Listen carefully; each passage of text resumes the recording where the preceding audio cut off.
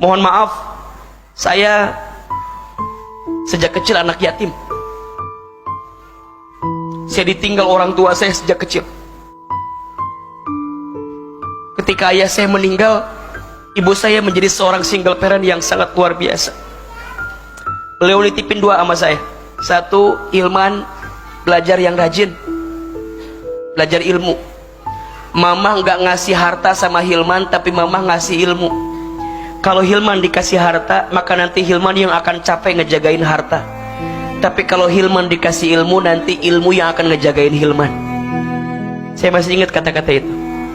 Nanti Hilman di pesantren, tolong belajar yang banyak ya nak. Belajar Quran, pelajari Quran. Mama tuh berharap banget Hilman jadi ustadz. Itu kata ibu saya. Yang kedua, jaga sholat ya nak ya. Jaga sholat.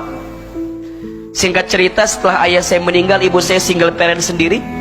Sampai di kelas 1 SMA, kelas 4 di pesantren, ibu saya sakit stroke.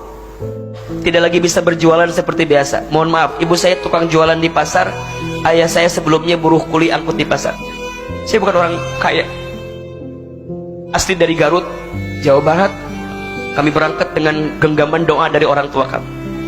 Saya tuh masih ingat sekali teman-teman sayang, sholat itu bisa merubah keadaan kita, apalagi ditambah taat sama orang tua.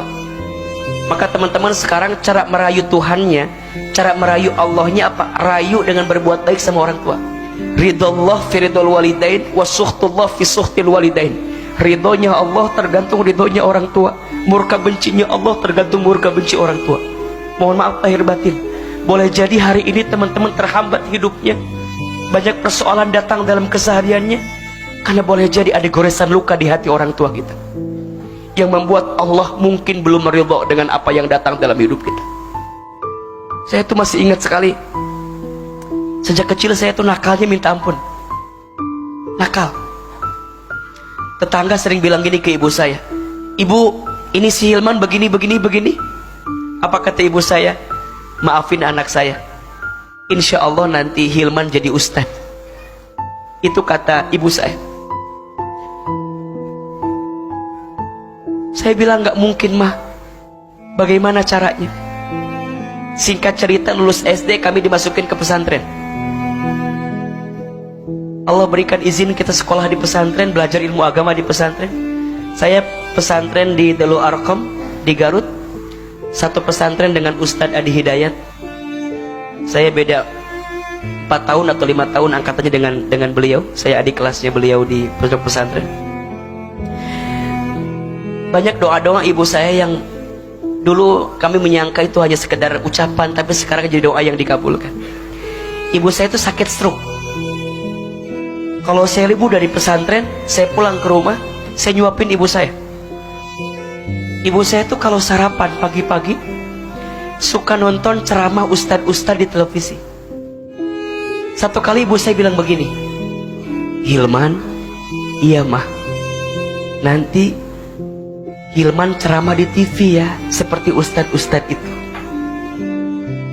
Terus saya bilang, "Gak mungkin mah, kita orang kampung, kita orang desa. Dulu kita mikir dari Garut ke Jakarta agak jauh gitu, rasanya gak mungkin." Kata mama saya, "Shh, jangan begitu nak, aminkan saja." Apa kalimatnya? Aminkan saja, amin. Ada iklan pakai bahasa Inggris.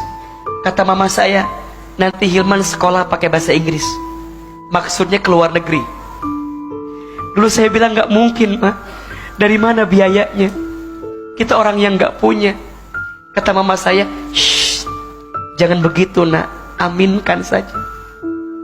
Apa kalimatnya? Amin. Ibu kami pernah dapat sejadah gambarnya Ka'bah.